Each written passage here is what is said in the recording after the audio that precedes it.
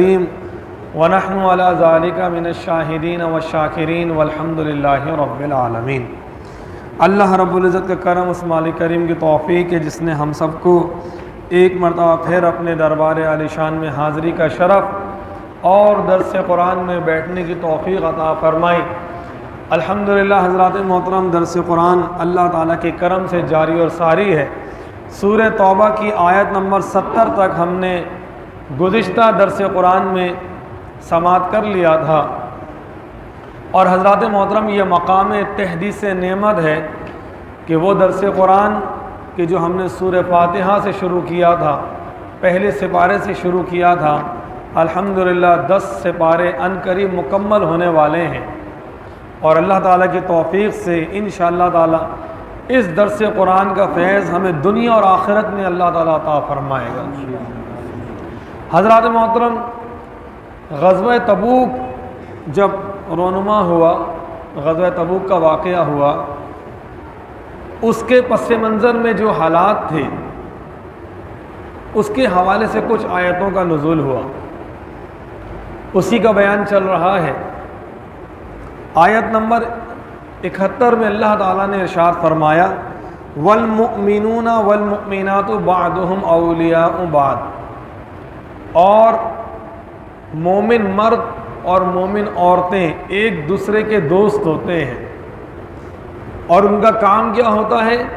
یأمرون بالمعروف وینہون عن المنکر، کہ وہ اچھائی کا اور بھلائی کا حکم دیتے ہیں اور برائی سے روکتے ہیں۔ اور کیا کرتے ہیں؟ فرمایا کہ نماز قائم کرتے ہیں، زکوٰۃ کی ادائیگی کرتے ہیں، اور اللہ اس کے رسول کی اطاعت کرتے ہیں۔ حضرات محترم، یہ صفات اہل ایمان کا بیان ہے۔ جب اہل ایمان اللہ اس کے رسول کی رضا کے لیے آپس میں ملتے ہیں، آپس میں محبت کرتے ہیں، اور نیکی کا حکم دیتے ہیں، برائی سے روکتے ہیں، یعنی یہ وہ حکم ہے حضرات محترم کہ جو اس امت کی خصوصیت میں سے خصوصیت یہ ہے۔ اللہ تعالیٰ نے فرمایا کنتم خیر امت اخرجت للناس، اے امت مصطفیٰ تم بہترین امت ہو۔ تمہاری خصوصیت کیا ہے؟ تمہاری خصوصیت یہ ہے کہ تم لوگوں کو نیکی کا حکم دیتے ہو اور برائیوں سے روکتے ہو۔ اور حضرات محترم، میں نے یہ بات پہلے بھی عرض کی تھی کہ یہ نیکی کا حکم دینا، برائی سے روکنا، یہ صرف علماء کا کام نہیں ہے، یہ صرف مشائخ کا کام نہیں ہے۔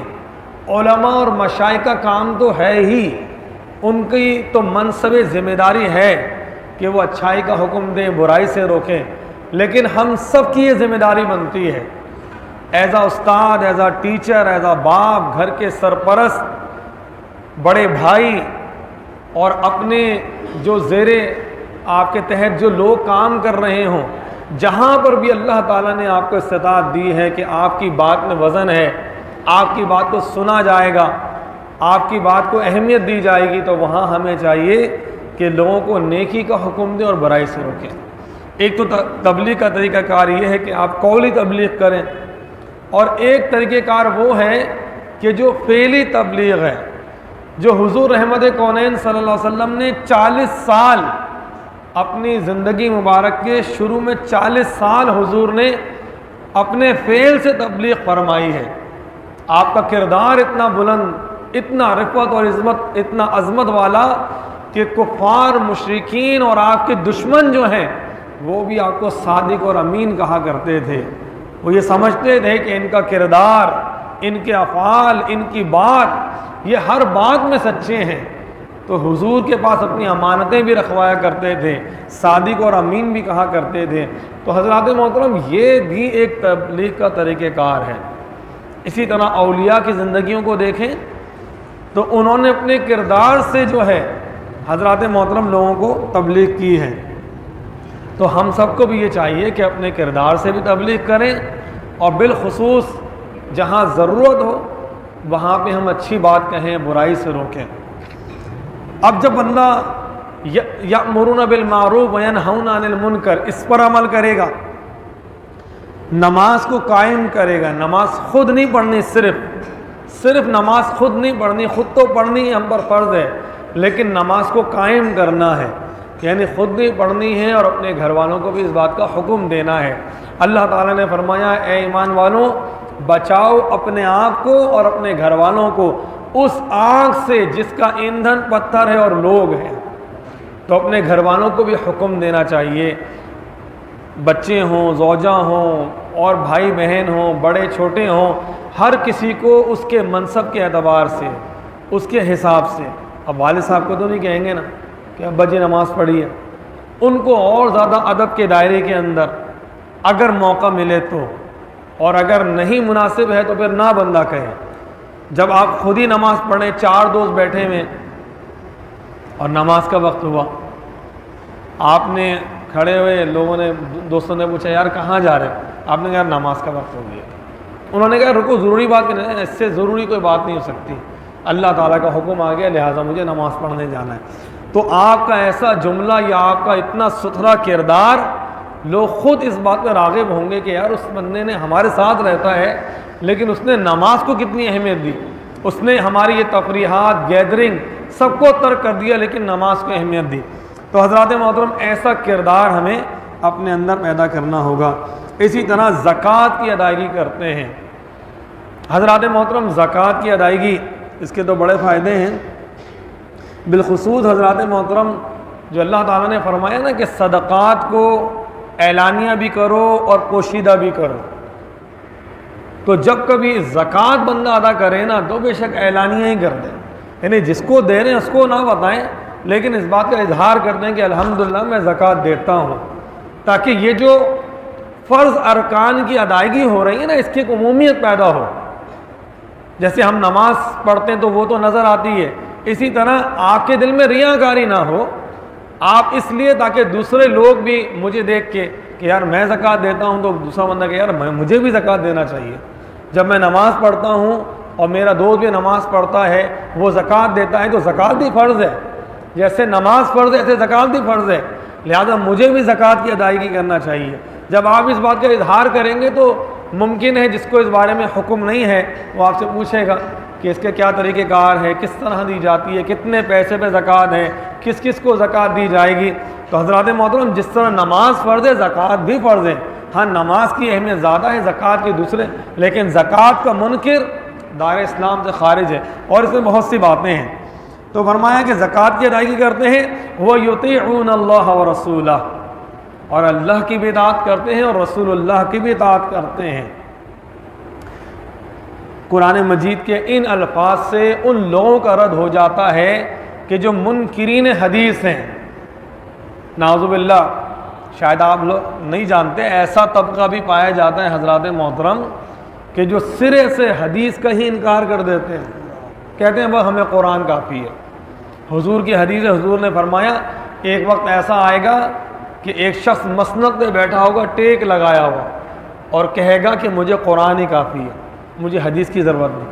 حضور نے اس بات کی پیشن گوئی فرمائی ہے، اور قرآن مجید کے ان الفاظ سے سری واضح ہو جاتا ہے کہ دیکھیں اطاعت خدا اور اطاعت رسول ہے تو ایک ہی، لیکن اللہ تعالیٰ نے دونوں کا حکم شامل فرمایا ہے۔ اطاعت خدا بھی کرنا ہے یعنی احکامات خدا بندی جو قرآن سے ثابت ہیں، اور اطاعت رسول حضور کی حدیث، حضور کے افعال، حضور کی تقریرات، یعنی حضور کے سامنے کوئی عمل ہوا اور حضور خاموش ہوئے، اس خاموش میں آپ کی ناراضگی شامل ہے یا آپ اس چیز کو پسند کرتے ہیں، اس سے جو علماء حکم نکالتے ہیں اس پر عمل کرنا، اسے حضور کی تقریر کہتے ہیں۔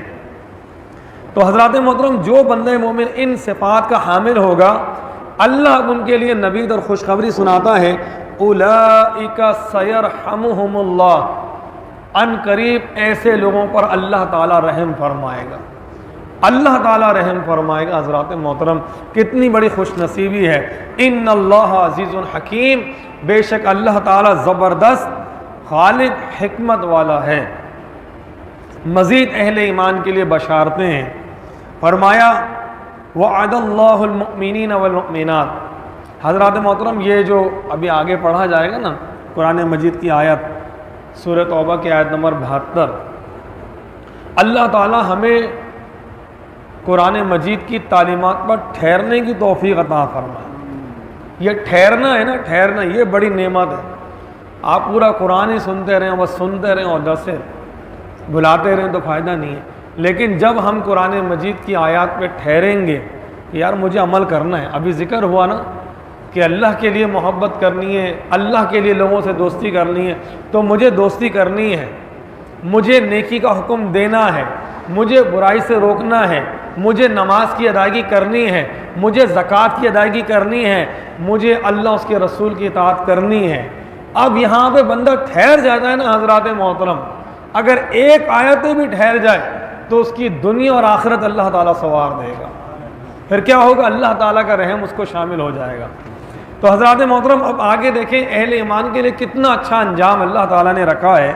فرمایا وعد اللہ المؤمنین والمؤمنات، اللہ تعالیٰ نے وعدہ فرمایا اہل ایمان مردوں سے، اہل ایمان عورتوں سے۔ یہ وعدہ کسی عام کا نہیں ہے، یہ اللہ تعالیٰ کا وعدہ ہے اہل ایمان سے۔ اگر میں اور آپ اس پر عمل کرتے ہیں، اللہ تعالیٰ کی تعلیمات پر اگر ہم عمل کرتے ہیں تو وہ رب کائنات ہم سے وعدہ فرما رہا ہے، اور اللہ تعالیٰ اپنے وعدے کی خلافی نہیں کرتا۔ فرمایا کہ اللہ تعالیٰ نے وعدہ فرمایا کس بات کا؟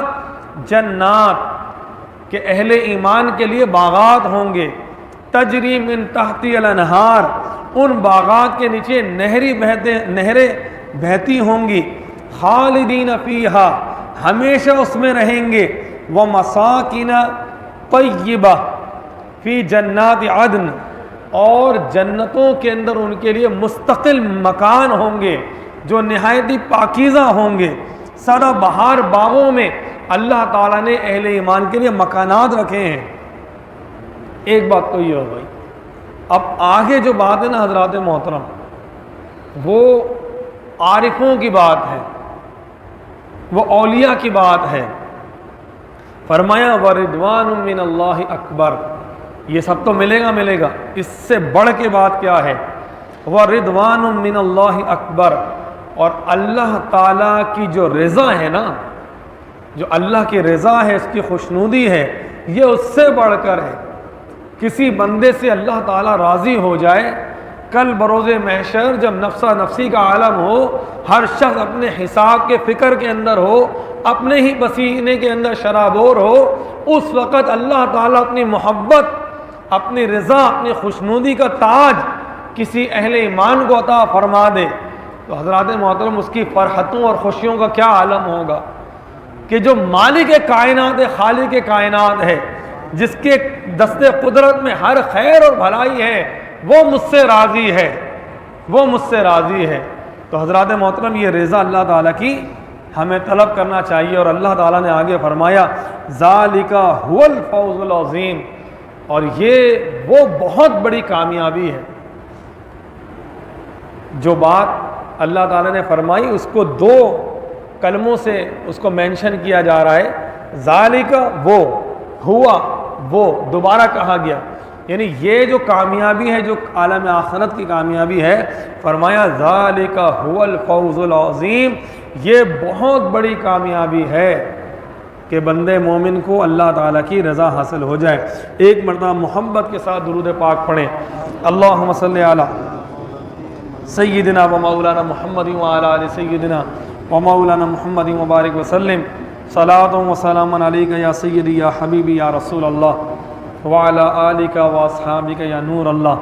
اب حضرات محترم آگے جو آیت مبارکہ کا بیان ہے اس میں بڑا خاص حکم ہے، اور بہت سے ایسے لوگ کہ جو حضور کے صحابہ کے اوپر مختلف قسم کے شکوک و شبہات کو ظاہر کرتے ہیں، یعنی اپنا میل کچیل جو ہے نعوذ باللہ من ذالک اس کو ظاہر کر کر ان نفوس قدسیہ کہ قطعاً اللہ تعالیٰ نے قرآن میں فرمایا کہ اللہ ان سے راضی، وہ اللہ سے راضی، بالخصوص خلفائے راشدین حضرت سیدنا صدیق اکبر، فاروق اعظم، سیدنا عثمان غنی اور مولا علی شیر خدا رضوان اللہ اجمعین جیسے صحابہ کرام، ان کے بارے میں جو لوگ شکوک و شبہات اختیار کرتے ہیں ان کا مکمل طور پہ اللہ تعالیٰ رد فرما رہا ہے۔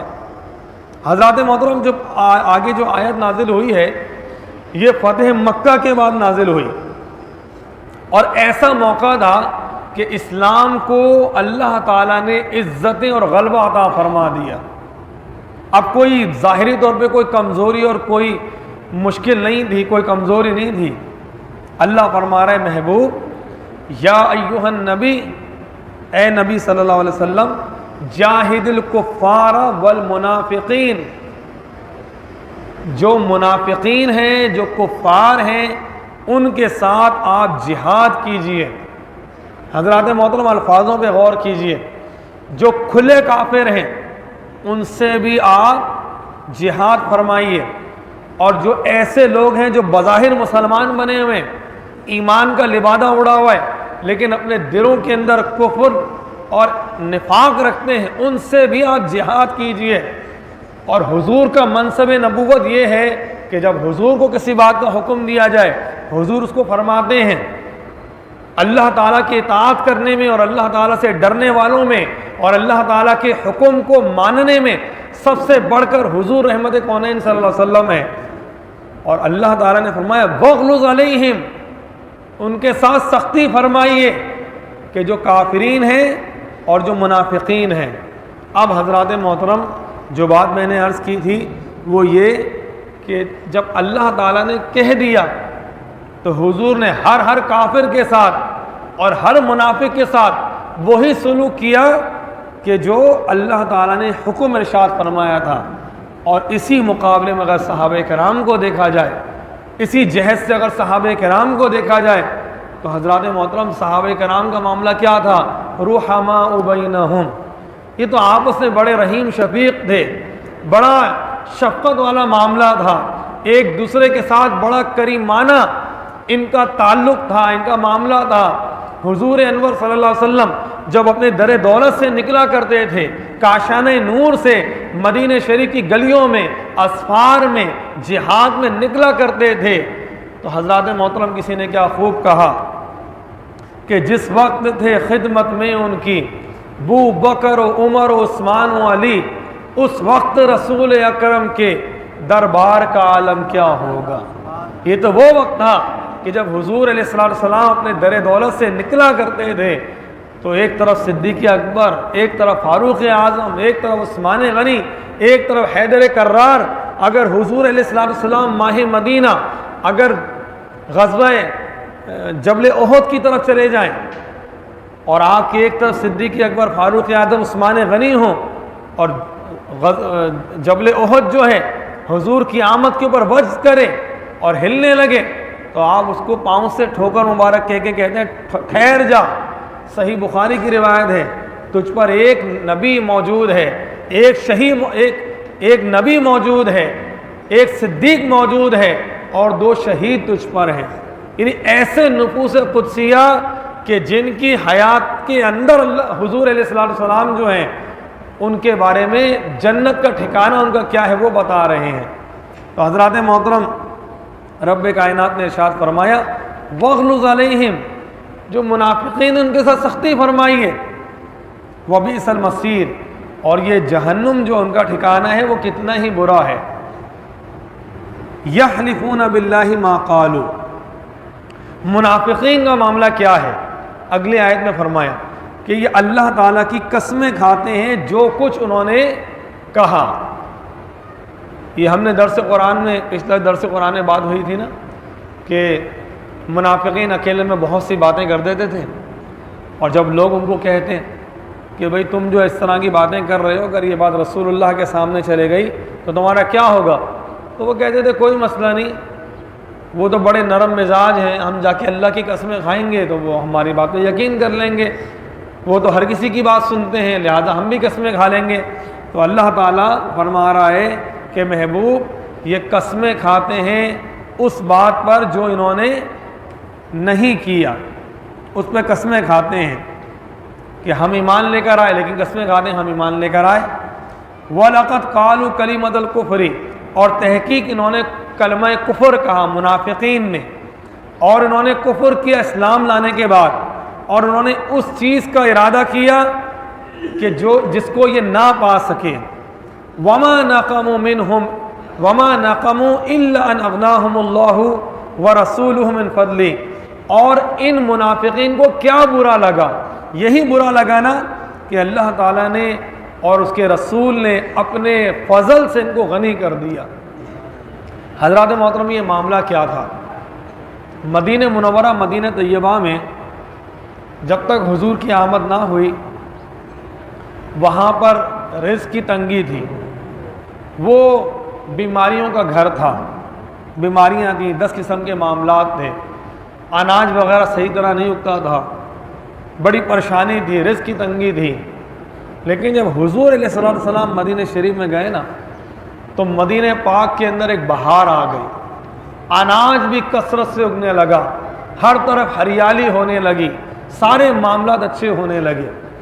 تو وہ منافقین جو تھے، جو اپنے ایمان کو چھپائے ہوئے تھے، جب انہوں نے ایمان کا لبادہ اوڑھا، ایک طرف تو کھیتی باڑی بھی اچھی ہونے لگی، زراعت سے ہی فائدہ ہونے لگا، ان کے مویشی بھی بڑھنے لگے، یہ سب کو ان کو فائدہ ہو رہا تھا۔ اب انہوں نے ایمان کا جو لباس پہنا، مال غنیمت آتا وہ بھی ان کو ملتا، تو اللہ تعالیٰ فرما رہے ہیں ان کو برا کیا لگا؟ یہ منافقین جو کفر کر رہے ہیں، ان کو کیا برا لگا؟ یہی نا کہ اللہ نے اور اس کے رسول کے فضل نے ان کو غنی کر دیا۔ یہ تو مفلس تھے، ان کے پاس کھانے کو کچھ نہیں تھا، لیکن یہ تو اللہ کا کرم ہے، یہ رسول اللہ کا فضل ہے کہ ان کو غنی کر دیا، یہی ان کو برا لگا۔ ہاں فَإِن يَتُوبُوا يَكُوا خَيْرًا لَّهُمْ، اگر یہ توبہ کر لیں تو یہ ان کے لیے بہتر ہے، اور اگر یہ اس بات سے پھریں، توبہ نہیں کرتے، تو اللہ تعالیٰ کا دردناک عذاب ہے جو ان کو ملے گا، اس دنیا میں بھی ملے گا اور عالم آخرت میں ملے گا۔ وَمَا لَهُمْ فِي الْأَرْضِ مِن وَلِيٌّ وَلَا نَصِيرٌ، اور نہیں ہوگا ان کا روئے زمین میں کوئی دوست اور نہ ہی کوئی مددگار۔ حضرات محترم، الحمدللہ یہ درس قرآن کا فیض ہے کہ تھوڑی سی دیر کی نشست میں اللہ تعالی ہمیں بہت سی ہدایت کا سامان عطا فرماتا ہے۔ 2 سے 3 آیتیں حضرات محترم ہم نے پڑھی اور چند احادیث میں اس میں آ گئیں، علماء کرام کا کلام بھی آ گیا۔ اللہ تعالیٰ سے دعا کرتے ہیں یا مالک کریم اس درس قرآن کا فیض ہمیں اس دنیا میں بھی عطا فرمائے، عالم آخرت میں بھی عطا فرمائے، بالخصوص موت کی سختیوں سے ہم سب کو محفوظ اور معمول فرمائے، قبر میں، حشر میں، وحشت اور اندھیروں سے ہم سب کو نجات عطا فرمائے، اور کل بروز قیامت ہم سب کو حضور رحمت کونین صلی اللہ علیہ وسلم کی شفاعت نصیب فرمائے۔ وما علینا الا البلاغ۔